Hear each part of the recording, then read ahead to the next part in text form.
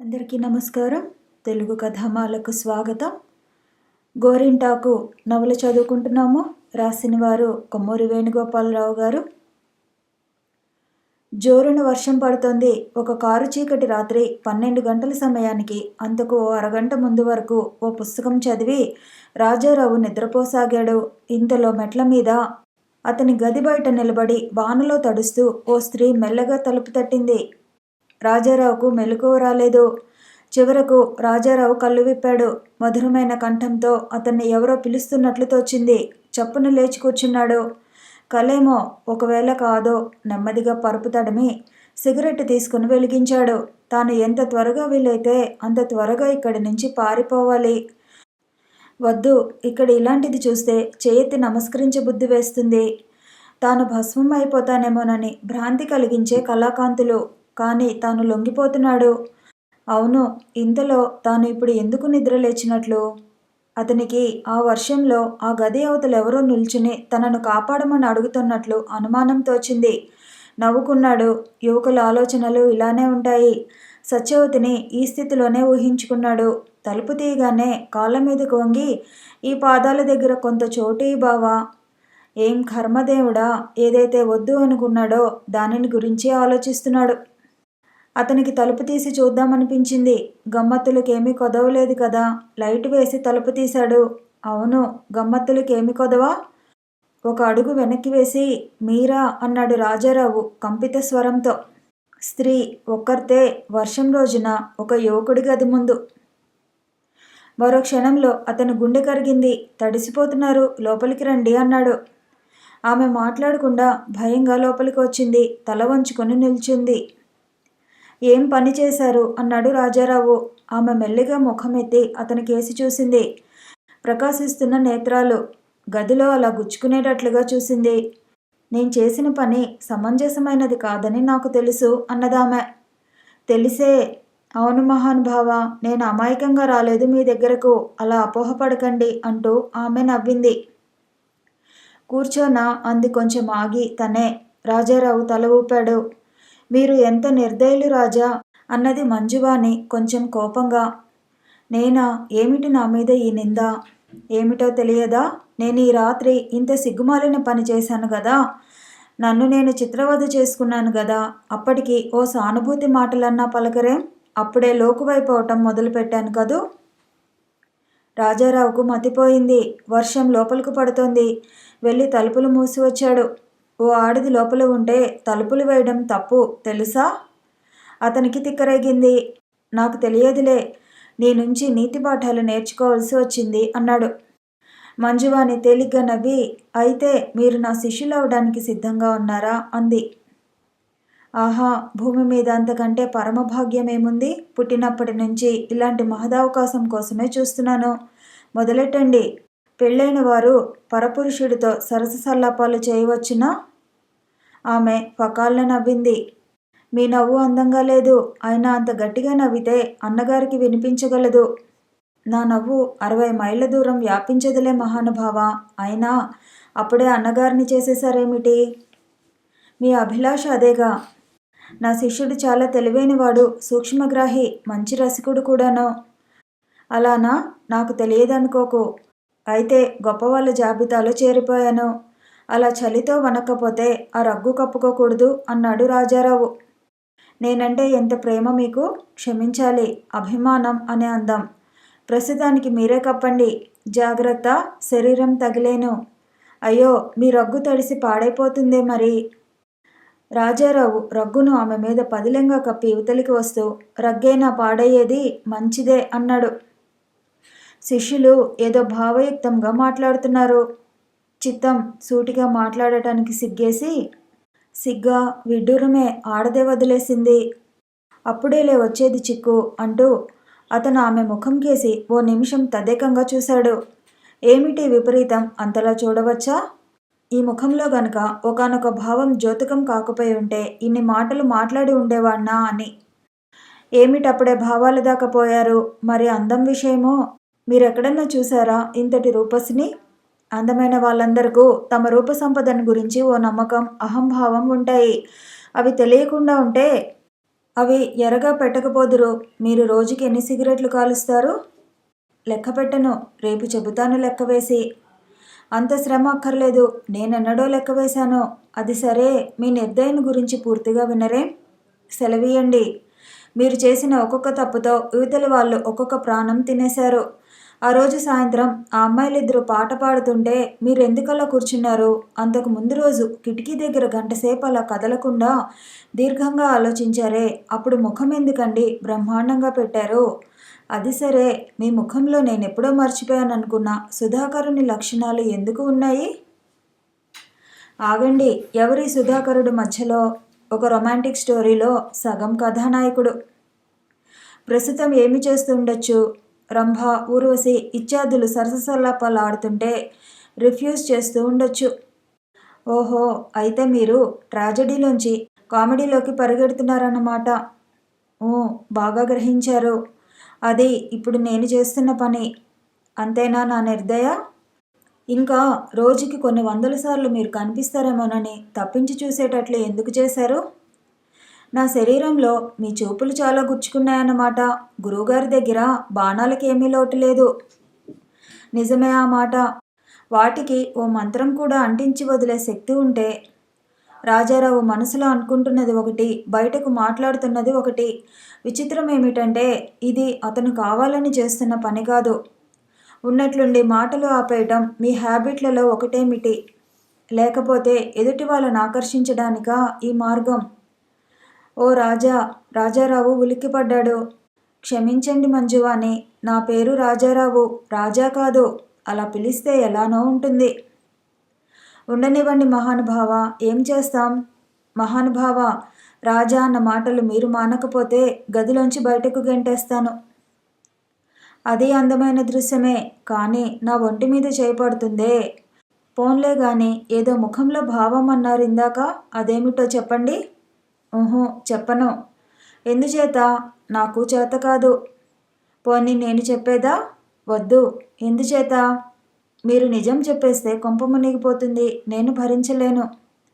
పోన్లేండి గాని రాజా నాలుక కొరుక్కొని నవ్వుతూ, సారీ, నేను వచ్చినందుకు మీరు ఆశ్చర్యపడరే? ఎందుకు పడాలి? నా వంటి సంసారి, ఓ ఆఫీసర్ గారి భార్య, ఓ అందమైన స్త్రీ ఓ పరాయి అబ్బాయి గదికి ఇలా వస్తే ఆశ్చర్యపడవద్దు? అందుకనే మిమ్మల్ని ఇంక దయచేయమని చెబుతున్నాను. మీకు బొత్తిగా మర్యాద తెలియదేం? రాజారావు కళ్ళు కొంచెం ఎర్రబడ్డాయి. అది ఆమె కంటపడకుండా ఉండాలని ముఖం ప్రక్కకి తిప్పుకుంటూ, మిమ్మల్ని కులట అని పిలిచే అధికారం నాకిప్పుడుందని తెలుసా అన్నాడు హఠాత్తుగా. ఏమిటి అన్నది మంజువాణి త్రుళ్ళిపడి. నాకా చనువు తీసుకోవాలని ఉంది. తీసుకునేదా? ఆమె లేచి నిలబడి, భలే మంచి పసందైన మాట విసిరారు. మీ ఆధిక్యత బయటపడిందనేగా మీకు తృప్తి అన్నది. మంజువాణి అన్నాడు రాజారావు కఠినంగా. దయ ఉంచి మీరిక్కడి నుంచి వెళ్ళండి. నన్ను గురించి నాకు తెలుపనక్కర్లేదు. చీకటిలో భయపడితే వచ్చి దిగబడతాను. పెద్ద భయం తీర్చేవాడివి వచ్చావులే నువ్వు అంటుండగానే ఆమె కళ్ళల్లో నీళ్లు గిర్రని తిరిగాయి. రగ్గు అక్కడ పడేసి గబగబా క్రిందకు పరిగెత్తింది. రాజారావు ఆగు అంటూ ఇంకేదో అనుకోబోతున్నాడు. ఇంతలో క్రింద దబీమని చప్పుడైంది. అతను అయ్యో అనుకుంటూ కంగారుగా పరిగెత్తాడు. ఆమె నీటిగుంటలో పడి మెల్లగా అతి ప్రయాసతో లేస్తోంది. రాజారావుకి కళ్ళు ఆర్ద్రమైనాయి. వెళ్ళి ఆమె భుజం పట్టుకుని లేవదీస్తూ, కాస్త చూచి నడిస్తే అన్నాడు. నా ఒంటి మీద చేయి తీయండి అంది కోపంగా. ఈ కోపాలను లెక్క చేయను. అట్టే మొండికేస్తే మిమ్మల్ని ఎత్తుకుని లోపలికి తీసుకుపోగలను తెలుసా అంటూ ఆమెను అలాగే పొదివి పట్టుకుని నడిపించసాగాడు. ఇద్దరు వానలో చప్పగా తడిసిపోసాగారు. మీరు కూడా మిగతా వాళ్ళలో జమేనా? మీ చమత్కారం అంతా ఒక్క త్రుటిలో ఎగిరిపోయిందే అన్నాడు రాజారావు. ఆమె బదులు చెప్పకుండా కోపంగా శరీరాన్ని అటువైపు లాక్కుంది. ఇంట్లోకి పోయాక ఆమెను మంచం మీద పడుకోబెట్టి దుప్పటి కప్పాడు అతను. ఆమె తల దగ్గర నిలబడి వంగి ముఖంలోకి చూశాడు. నిశ్శబ్దంగా జాలిగా ఏడుస్తోంది మంజువాణి. అతని హృదయాన్ని వెన్నతో నింపినట్లయింది. మరికొంచెం వంగి ఆమె చెవిలో ఇలా అన్నాడు. మీరు కన్నీటితో నా రక్తాన్ని నీరుగా మారుస్తారే గాని నా మొర ఒకంత వింటారా? మిమ్మల్ని చూచినప్పుడు నా మనసు ఎలాంటి భావాలతో నిండిపోయేదో, ఎటువంటి పవిత్రమైన ఊహలతో నిండిపోయేదో మీకు ఎలా అర్థమవుతుంది? నా జీవితంలో మిమ్మల్ని చూసిన గౌరవ దృష్టితో ఇంకెవరిని చూడలేదు. నన్ను ఎందుకిలా దుర్మార్గుణ్ణి చేసి ఇలాంటి కఠినమైన పదాలు పలికించారు? ఆమె జవాబు చెప్పకపోయేసరికి ఇంత కఠినమైన శిక్ష అనుభవించడం కన్నా చావడం మేలు నేను. ఇది మీకు న్యాయమా అంటూ యువతలికి జరిగి వస్తుండగా అతని చెయ్యి అనాలోచితంగా ఆమె పాదం మీద పడింది. అన్నాడు, ఇది నా చేయి ఉండవలసిన ప్రదేశం. దెబ్బ తగిలింది కదూ? అవును, తగిలింది దెబ్బ. నా పాదం ఎందుకు పట్టుకుంటారు? వదిలిపెట్టండి అందామె ఏడుస్తూనే. శిష్యుణ్ణి కదా, ఆ మాత్రం అర్హత లేదా? మీరు క్షమించాననాలి. 2 నిమిషాలు ఆమె జవాబు కోసం ఎదురుచూచి ఏమీ మాట్లాడకపోయేసరికి ఖిన్నుడై, మంచిది, మీకిది న్యాయమని తోస్తే అలాగే మౌనం వహించండి. ఒక్క మాట, మీ లేఖ చదివాను. ఆ ఘడియే, ఆ క్షణమే మీకు దాసోహం అన్నాను. కానీ మీకు అర్థం కాదు. మల్లెపువ్వు లాంటి మీ హృదయాన్ని గాయపరిచాననే కాదు మీ కోపం, మీ దయ, ఈ పవిత్రమైన అనుభూతిలో, ఆ స్వచ్ఛమైన దశలో అంతకంటే ఏం చేయను నేను? రేపే ఇక్కడి నుంచి వెళ్ళిపోతున్నాను. నేను కనిపించకపోవటమే మీకు శాంతి. అతను వెళ్ళిపోదామని ఓ అడుగు ముందుకు వేశాడు. ఇంతలో వెనక నుంచి అతని చొక్కాను పట్టుకుని ఎవరో లాగినట్లయింది. పులకితుడై వెనక్కి తిరిగాడు. అతని చేతిని తీసుకుని హృదయానికి హత్తుకుంటూ, ఊహూ, వెళ్ళనివ్వను అన్నది మంజువాణి. ఏమిటన్నయ్యా అలా ఉన్నావు? అంది సౌదామిని. సౌదామిని, అలా మాట్లాడుకుంటూ కాలువ దాకా పోయి వద్దాం, వస్తావా? కానీ గ్రౌండ్స్లో స్టూడెంట్స్ ఆడుకుంటున్నారు. చూస్తే ఏడ్సారులే. కానీ కాలువకేసి వద్దు, కొండ ఎక్కుదాం. ఆ కొండ చివరి వరకు ఎక్కాలని ఎన్నాళ్ళ నుంచో నా కోరిక. పద అంటూ రాజారావు ముందుకు నడిచాడు. ఈ కొండ పుట్టి ఎన్ని వేల సంవత్సరాలైందో అంది సౌదామిని. రాజారావు అన్యమనస్కంగా ఉన్నాడు. వినిపించుకోలేదు. అది కనిపెట్టి సౌదామిని, అన్నయ్య, నాకు ఫిట్స్ రోగం ఉంది. పడిపోయి చచ్చిపోతానేమో. నన్ను కాపాడే భారం నీదే సుమా అన్నది. రాజారావు ఒక్కమారుగా ఉలిక్కిపడి ఆమె చేతిని గట్టిగా పట్టుకున్నాడు. ఏమిటి సౌదామిని అన్నావు? నేనుండగా నీకు అన్నాడు. ఆమె పకాల్ని నవ్వింది. కంగారు పడుకు అన్నయ్య, నిన్ను ఈ లోకంలోకి రప్పించాలనే ఈ ఎత్తు వేశానన్నది.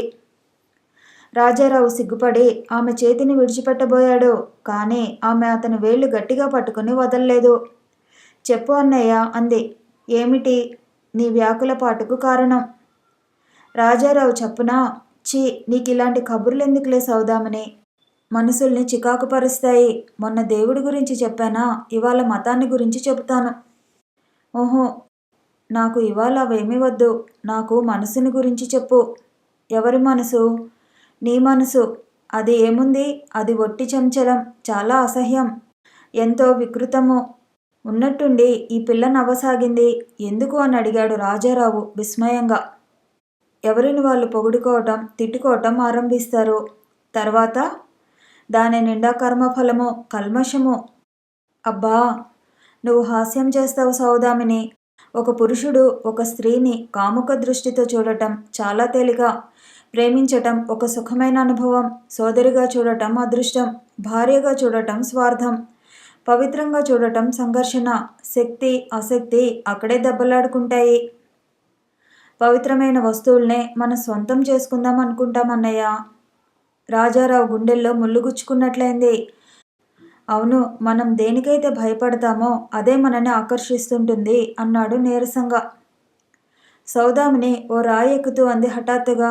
మనకిష్టం లేని పనులు చేయటంలో అసహ్యంతో పాటు గొప్పతనం కూడా ఫీల్ అవుతాం కదూ అన్నయ్య. ఇప్పుడెందుకు సౌదామిని ఆ మాట? నేనెప్పుడు నాకిష్టం లేని పనులు చేస్తూ ఉంటానులే. అయితే నీకు పెళ్లి చేసుకోవటం ఇష్టమా కాదా? ఎంత అయిష్టమో అంత భయం కూడా అన్నది మెల్లగా నవ్వి. ఒకవేళ అయిష్టమని అనుకోవటం కూడా ఆత్మవంచనేనేమో. కావచ్చు అన్నయ్య. ఒకవేళ అదే ఆత్మవంచన అయితే అలాంటి మనస్తత్వం కలిగి ఉన్నందుకు నేను బాధపడను, పైపెచ్చు సంతోషం కూడా. అన్నయ్య, నాకు ఆయాసంగా ఉంది. ఇక్కడ కాసేపు కూర్చుందాం. అవును, చెప్పవేం నీ గురించి? ఆమె ఓ ఎత్తైన ప్రదేశం మీద చతికిలపడి కుతూహలంగా అడిగింది. ఏమిటి చెప్పేది నా మొహం? నీ మొహం అను. నీ మాటలన్నీ నా మొహంలా ఉంటాయి. అంత అమాయకంగానా? అసంభవం. నేను అమాయకంగా ఉంటానని నాకు తెలియదే. అది కాదు నా ఉద్దేశం. అంత అందంగా లేనన్నా? పోనీ. ఊహు అంటూ తల అడ్డంగా తిప్పింది. మరి? ఏదోలే, చెప్పుకుంటే స్వోత్కర్ష అవుతుంది. కాసేపు ఇద్దరు మాట్లాడకుండా ఊరుకున్నారు.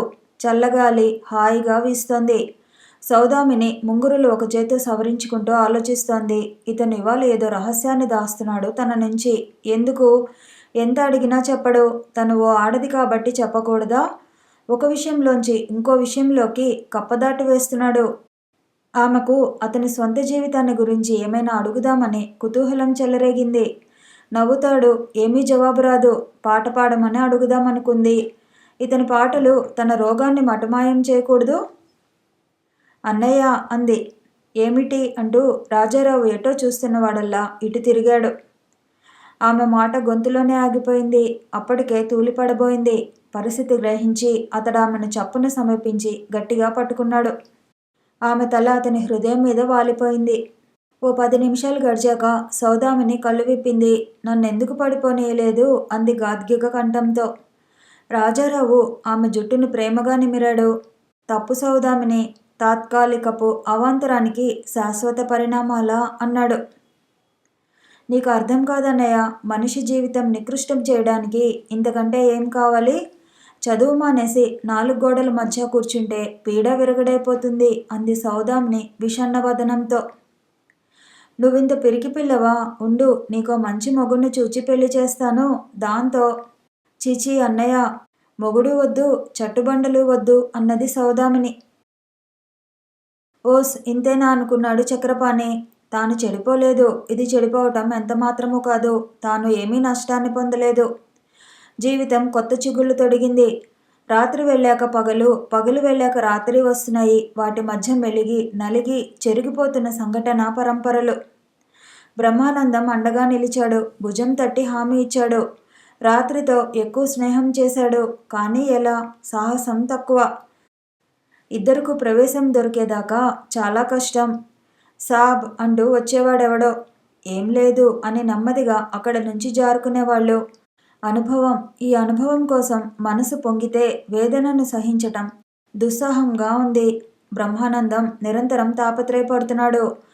అతను లా కాలేజీకి, చక్రపాణి ఆర్ట్స్ కాలేజీకి ఎప్పుడో గాని వెళ్ళటం మానేశారు.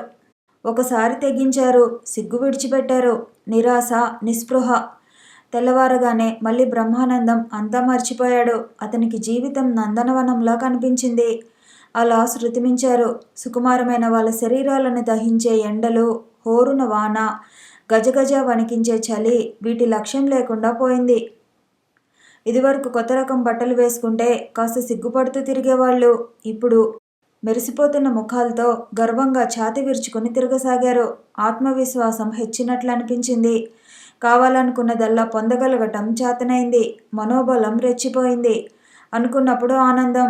గానా బజానా. పాకిస్తాన్ నుంచి పారిపోయి వచ్చిన ముస్లిం పిల్ల అందరి ముందు వయ్యారంగా కూర్చుని చేతులని కాళ్ళని త్రిప్పుతూ అభినయిస్తూ పాడేది. ప్రక్కనే మధురమైన సితారా సంగీతం. రూపాయలు విసిరిన బ్రహ్మానందం బుగ్గలు పుణికించాడు చక్రపాణి. చక్రపాణి అతని వంక చూసిన క్రీగంటి మత్తు చూపుల్ని త్రోసిరాజన్నాడు. ఓ మూల కూర్చుని ఆ గది ఇల్లు బొమ్మలు స్కెచ్ వేసుకున్నాడు. ఎప్పుడో ఎన్నిక మన్నిన క్రిస్మస్ వచ్చింది. డబ్బులు గిరవాటేసి డాన్సులు నేర్చుకుని వయ్యారపు సిగ్గుబుగ్గలతో కలిసి నాట్యం చేసి సొమ్మసిల్లి సోఫాల మీద ఒరిగిపోయింది. అందమైన కన్య కోసం పోటీపడి వాళ్ళ జాతి వాళ్ళ భుజాలు తట్టి పిపర్మెంట్స్ అందించి ఆనాటి సుందరిని ఎన్నుకొని చప్పట్లు కొట్టారు. బ్రహ్మానందం మనిషి మారిపోయాడు. బలిసిపోయాడు. మిసమిసలాడుతున్నాడు. చక్రపాణి పుస్తకాలు కొనడం మొదలుపెట్టాడు. ముఖ్యంగా ఆంగ్ల సాహిత్యంలో అభిరుచి పెరిగింది. ట్రాజడీలంటే మక్కువ పెరిగింది. షేక్స్పియర్ నాటకాలన్నీ చదవసాగాడు. ఏదో ప్రీతి, ఆప్యాయత వాటిల్లో కలిసిపోయేవాడు. ఆ పాత్రల్ని గురించి తెగ ఆలోచించేవాడు. వాటి మీద విమర్శలు కూడా శ్రద్ధగా పఠించసాగాడు. రోజుకి చాలా కొద్ది గంటలు నిద్రపోయేవాడు. రోజులో ప్రతి నిమిషం విలువ హెచ్చింది. సితార్ కొన్నాడు. చికాకుతో దాని తీగలు తెంపి మళ్ళీ కొత్త తీగలు తెచ్చి బిగించేవాడు. అతనంత అందంగా ఉండేవాడు. అవును, చాలామంది ఎన్నిసార్లు ఈ మాట అన్నారు. మనస్తత్వాలతో చెరలాడటం సరదా అయింది. జీవితంలో జూదమాడటం ముచ్చటైంది. కవిత్వం రాశాడు. కొన్ని పద్యాలు తగులబెట్టాడు. చెంపదెబ్బలు కొట్టి అతని సున్నితమైన చెయ్యి కందిపోయింది. అతనిలో ఇంత శక్తి ఉన్నందుకు ఆశ్చర్యపడుతూ ఉండేవాడు. ఉత్తరాలు చూసి బ్రహ్మానందం అసూయత భావనలు వెలిబుచ్చేవాడు. అతన్ని 2 చేతుల్లో పట్టుకుని, దుర్మార్గుడా, వాళ్ళ జీవితాలు నాశనం చేయకు. నాకు తెలుసు అన్నాడు చక్రపాణి గంభీరంగా. బ్రహ్మానందం, నేను నీ అంత దుర్మార్గుణ్ణి కాదు. ఏ ఉద్దేశంతో ఆ మాటలు అంటున్నావో నాకు తెలుసు. బ్రహ్మానందం, విను. నా హృదయం కలుషితం ఎన్నడూ కాబోదు. అసహ్యాన్ని భరించలేని భారంతో ఎన్నడూ కృంగిపోను. పాడైపోయిన వాళ్ళని మాత్రమే నేను పాడు చేశాను. ఇంకోసారి అర్ధరాత్రి వచ్చి కోటు విడిచి దూరంగా విసిరేసి బ్రహ్మానందం బ్రహ్మానందం అని ఏడ్చేవాడు చక్రపాణి. బ్రహ్మానందం, నన్ను అర్థం చేసుకోవేం? నన్ను చూస్తేనే ఈర్ష్యతో అలా మొహం తిప్పేసుకుంటావేం? నేను పాడైపోలేదు బ్రహ్మానందం, నేను పాడైపోలేదు. నువ్వు పాడైపోయావు అనేవాడు బ్రహ్మానందం కసిగా. నాశనం అయిపోయావు. నేను అంతే. కానీ వద్దు, మనం అందుకోసం విచారించవద్దు. లేదు బ్రహ్మానందం, నువ్వు నా స్నేహితుడివి. నన్ను నమ్ము. నేను ఇదంతా ఆనందం కోసం చేయటం లేదు. ఒక పిసరంతైనా నేను సుఖాన్ని బాపుకోవడం లేదు.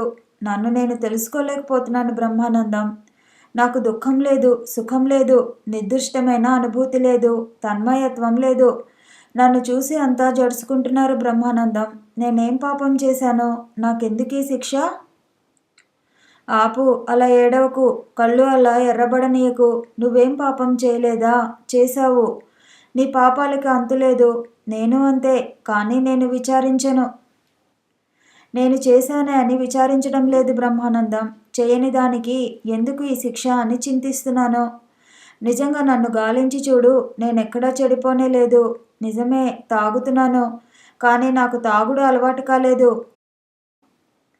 ఎన్ని నెలలు, సంవత్సరాలైనా తాగకుండా ఒక్క చుక్క ముట్టుకోకుండా ఉండగలను. అసలు అదంటే నాకు అసహ్యం. తాగి నేనెప్పుడు తూలలేదు. తాగాలన్న కుతితో నేనెప్పుడు తాగలేదు. ఇహ అది హాయిగా భోంచేసినప్పుడు ఉండే సుఖం కూడా లేదు. అప్పుడు కీట్స్ పద్యం ఒకటి చదువుతుంటే కలిగే ఆనందాతిరేకం అప్పుడు లేదు. నేను దాన్ని తరచూ అసహించుకుంటాను. లోకంలో అన్నింటికన్నా అసహించుకుంటాను. అయినా చెబుతున్నానుగా, నేనేం మడికట్టుకుని కూర్చోలేదు. ఎందుకంటే నేను చెడిపోవడం లేదని నమ్మకం ఉంది కనుక.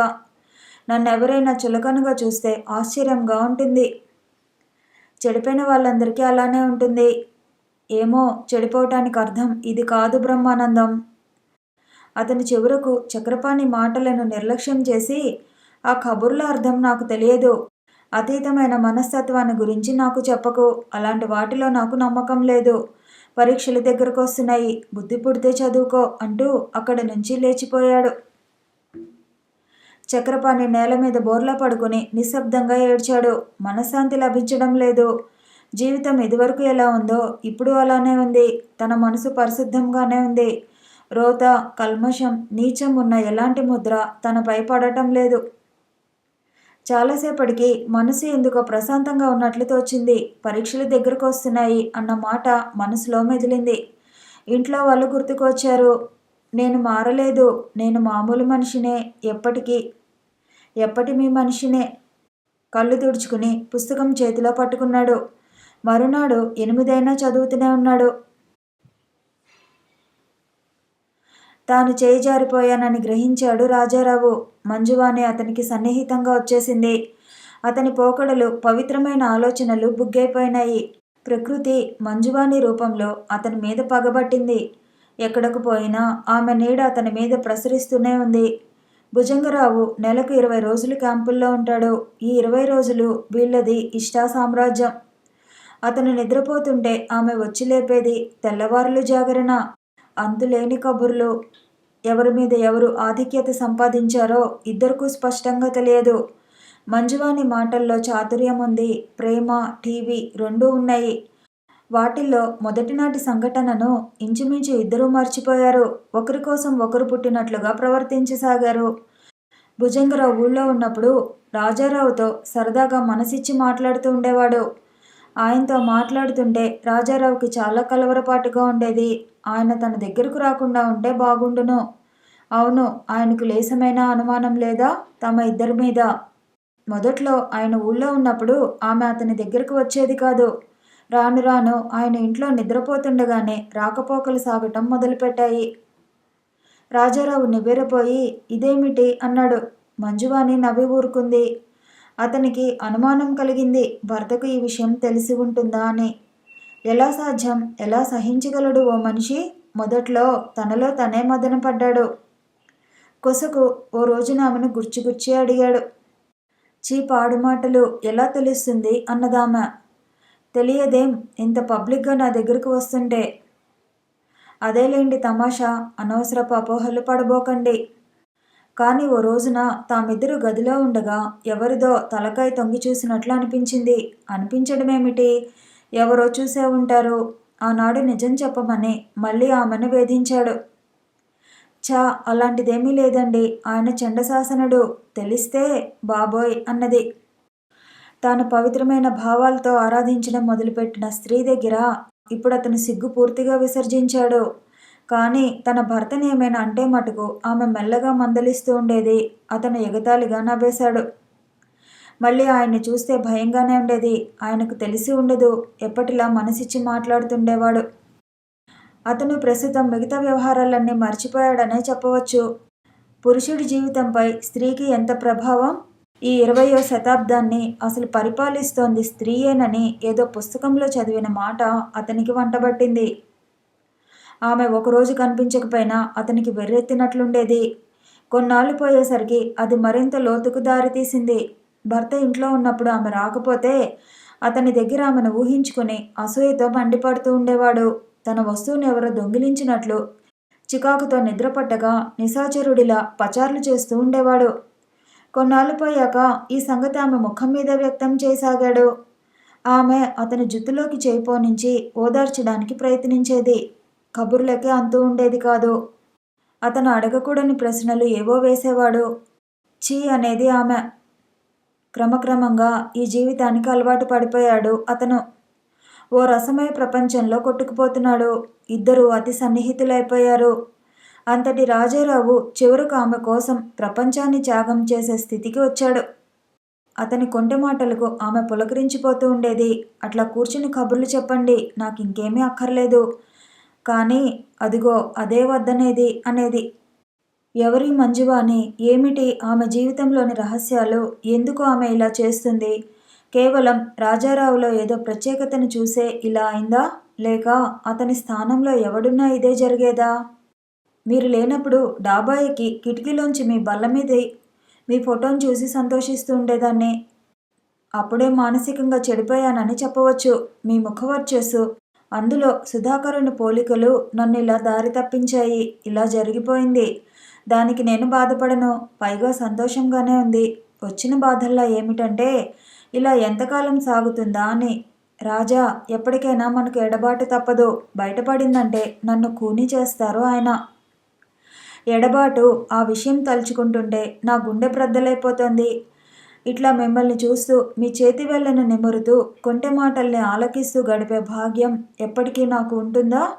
మీకు ఎవరు నేర్పించారు ఇన్ని మాటలు అనేది మంజువాణి. నువ్వు నా గురువి. మీరు పెళ్లి చేసుకోకుండా ఎప్పటికీ ఇలా ఉండిపోతారా అని అడిగింది ఒకరోజు. ఆహా, నీ చలవ ఉంటే.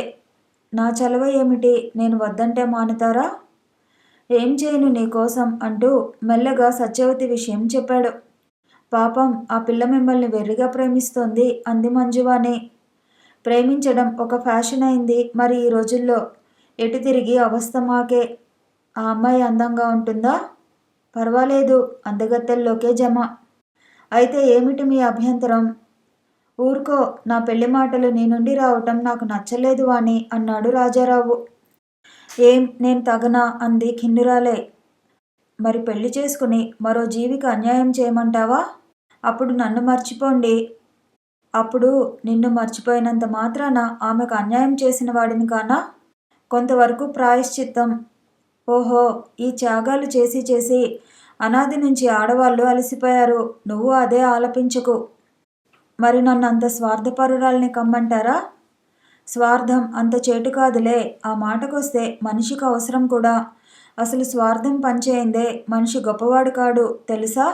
అలా ముగిసిపోయేది ఆ సంభాషణ. ఓసారి అనుకోకుండా ఇంటి నుంచి తల్లి అన్నలు వచ్చిపడ్డారు. వాళ్ళు సరాసరి గదికి రాకుండా అతని మేనమామ గారింట్లో దిగి అక్కడి నుంచి కబురు పంపారు. ఇది ఏదో విపరీత పర్యవసానానికే వచ్చిందనుకున్నాడు. రాజారావు వెళ్ళాడు. అనుకున్న పళంగా మర్యాదలు జరిగిపోయాయి. ఆ పూట అక్కడే భోజనం. తర్వాత ఇహ అంతా చుట్టూ చేరి ప్రారంభించారు. పాట పాతదే, రాగం కొత్తది. ఒక్కొక్కరు ఒక్కో రాగం ఆలపించారు. వాళ్ళ కుటుంబం, ఆ ప్రాచీన సాంప్రదాయాలు, రక్త సంబంధాలు, తోడు నీడలు, బంధుప్రీతి, అనురాగాలు, కట్టుబడులు ఇవన్నీ ఏకరువు పెట్టారు. నాన్న పోయినప్పటి నుంచి నిన్ను పెంచి ఇంత వాడిని చేశానే, నా మాట కాదంటావుట్రా అన్నాడు పెద్దన్నగారు. అమ్మ మనసు నొప్పించడం నీకిష్టమా అన్నాడు రెండో అన్న. ఇహ వదినలు, ఏమయ్యా ఎవరినైనా ప్రేమించావేమిటి కొంపతీసి? సత్యవతి అందమైన పిల్ల కాదా అని పరిహాసం చేశారు. తల్లి స్వర్గంలో ఉన్న ఆ మహానుభావుని గుర్తు తెచ్చుకుని వలవల ఏడ్చింది. ఇహ మేనమామ, అత్తయ్య, బావ వీళ్ళ సూటిపోటి మాటలు సరే సరి. ముసలమ్మగారి మూలుగు అందరూ కలిసి బాధించి వదిలిపెట్టారు. చివరకు రాజారావుకు తిక్కరేగి, నన్ను చంపకండి, నాకు ఇష్టం లేదంటుంటే బలవంతాన కట్టబెడతారా అన్నాడు. ఎందుకు ఇష్టం లేదోయ్, నీ అందానికి తగదా అన్నాడు అతని బావ రెచ్చిపోయి. అంతా నిర్ఘాంతపోయి ఇద్దరిని వారించడానికి ప్రయత్నించారు. మీరు ఊరుకోండే, ఇన్నాళ్ళ నుంచి చూస్తున్నాను కోపం చంపుకుని. ఏమిటి ఈయనగారి సుపీరియారిటీ? ఏమైనా డాక్టరా, కలెక్టరా? ప్రతివాడు చదువుతున్నాడు BA అన్నాడు అతను మరింత పెట్టరేగిపోయి. నా చదువు విషయం ఎత్తొద్దు చెబుతున్నా అన్నాడు రాజారావు. ఏం ఎత్తితే నీ పరువు పోతుందా? అసలు నీలాంటి అహంకారికి, నీతిమాలిన వాడికి పిల్లనివ్వబోనటం మాది బుద్ధి తక్కువ. రాజారావు పిచ్చివాడిలా, మాటలు జాగ్రత్తగా రానియ్యి. ఏమిటి తెలుసు నీకు నా నీతిని గురించి? విన్నాంలే అంతా, ఎవడికి తెలియని సంగతులు, నీ ప్రేమ కలాపాలు, కృష్ణలీలలు. రాజారావుకి ఒళ్ళు తెలియలేదు. తల్లి, అన్నలు, వదినలు వీళ్ళ ముందు ఈ ప్రవర్తన అతనికి మతిపోయింది. ఛీ, ఒక్క చెంపకై కొడదామనుకున్నాడు. కానీ ఓర్చుకున్నాడు. ఎవరో పిలుస్తున్నా వినిపించుకోకుండా గిరుక్కున వెనక్కి తిరిగి బయటకు వచ్చేశాడు. ఆ రోజంతా అతను గదికి పోలేదు. అతనికి తెలుసు తన కోసం అన్నో ఎవరో వస్తారని. పిచ్చెక్కిన వాడిలా ఎక్కడెక్కడో తిరిగాడు. సాయంత్రం అనుకోకుండా సౌదామిని ఇల్లు ఉన్న వీధిలోకి పోయాడు. ఆమె డాబా మీద నిల్చుని ఉంది. అతన్ని దూరం నుంచి చూచి గుర్తుపట్టి చెయ్యెత్తి పిలవసాగింది. రాజారావు ఆమెను చూశాడు. మరుక్షణంలో వెనక్కి తిరిగి ఆమెకు కనిపించకుండా సందు మలుపు తిరిగిపోయాడు. రాత్రి అతను గదికి వచ్చేసరికి 10 దాటింది. ఒళ్ళంతా నీరసంగా జ్వరం వచ్చినట్లుగా ఉంది. ఎలాగో అవస్థపడి తాళం తీసి లోపలికి ప్రవేశించాడు. కళ్ళు తిరుగుతున్నాయి. చప్పున ప్రక్క మీద పడిపోయి గట్టిగా కళ్ళు మూసుకున్నాడు. ఓ 10 నిమిషాలు గడిచాయి. ఆ బలహీనమైన స్థితిలో కూడా అక్కడ ఎవరో వ్యక్తి చేరువలో కూర్చుని తన వంక నిశితంగా చూస్తున్నట్లు అతనికి అనుభూతి కలిగింది. నెమ్మదిగా కళ్ళు విప్పాడు. మంజువాణి తన పమిటి చెంగుతో అతని కళ్ళు తుడుస్తూ, ఛీ, ఇదేమిటి అంది. అతను ఆమెను తన హృదయానికి అదుముకొని, నన్ను వదిలి ఉండొద్దు వాణి, నేను ఏకాకినైపోయాను, నేను నీతిలేని వాణ్ణి అన్నాడు. మంజువాణి అతని పెదాలు తన సున్నితమైన తెల్లని వ్రేళ్లతో మూసి, ఏం మాటలు, నన్ను చంపుకు తిన్నట్లే అంది. అతను నిద్రలో పడిపోయాడు. కథ కొనసాగుతుంది. మళ్ళీ కలుసుకుందాము. ఈ వీడియో నచ్చితే లైక్ చేయండి, షేర్ చేయండి, కామెంట్ చేయండి, ఛానల్ని సబ్స్క్రైబ్ చేయండి.